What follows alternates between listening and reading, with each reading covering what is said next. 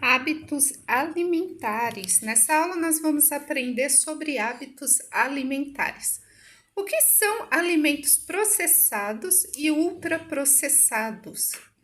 Os alimentos processados ou industrializados são definidos como alimentos modificados do seu estado original por meio de uma grande variedade de tipos de processamento, com diversas finalidades, como por exemplo as balas, pirulitos, refrigerantes, salgadinhos, biscoitos, então tudo que é industrializado. Os alimentos ultraprocessados passam por um processamento tão intenso que acabam perdendo a estrutura, a cor, sabor, e é preciso adicionar emulsificantes, aromatizantes, corantes, entre outras substâncias. Exemplo, as comidas congeladas, os fast foods, que é aqueles restaurantes rápidos onde a gente pede um cheeseburger, uma coxinha, um bolo, batata frita. Então, são produtos que são industrializados e ficam lá por tempos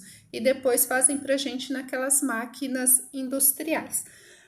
Mas, para ficar mais claro, os alimentos processados e ultraprocessados, os dois vieram de indústrias, os dois são industrializados, porém os processados ainda são mais saudáveis. Agora vamos falar sobre os grupos de alimentos. Então, nós temos nesse grupo três tipos. O grupo de alimentos energéticos são os que contêm gorduras e açúcares, como glicose e assim por diante. E aí vemos que esses grupos de alimentos energéticos, a gente pode considerar os pães, as massas, os bolos, doces, bolachas, manteiga, óleo e linguiça. São os alimentos que nos dão energia, né? Inclusive o chocolate é um desses alimentos também. Já nos alimentos construtores, são aqueles que contêm proteínas que ajudam a crescer e repor as partes gastas. Então, nós podemos considerar as carnes, os peixes, ovos, leites e derivados, que são queijo, manteiga.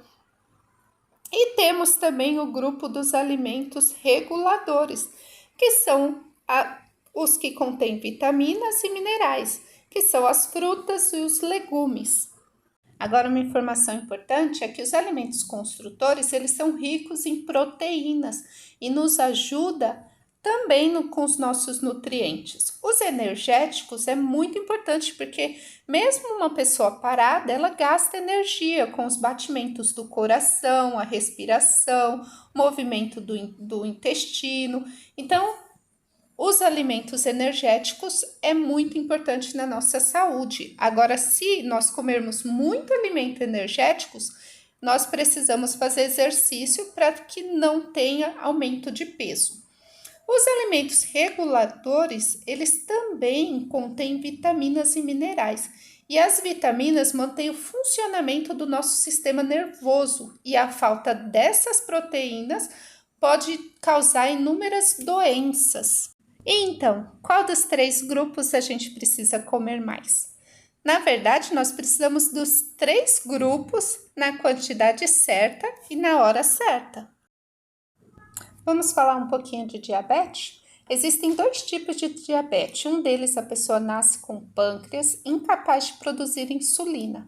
Pessoas com esse tipo de diabetes precisam tomar uma injeção de insulina todos os dias. No outro tipo de diabetes, a pessoa tem predisposição familiar para ser diabético, ou seja, na família já tem alguém com diabetes. Mas se não abusar do açúcar, nem de alimentos gordurosos e fizer exercícios, terá uma vida muito saudável. Nesse tipo de diabetes, o controle é feito com remédios, ingeridos todas as manhãs. A pessoa com diabetes precisa ter cuidado com o que consome, para evitar o aumento de quantidade de glicose no sangue. Deve evitar alimentos feitos com farinha branca, porque ela contém amido, que durante a digestão produz glicose.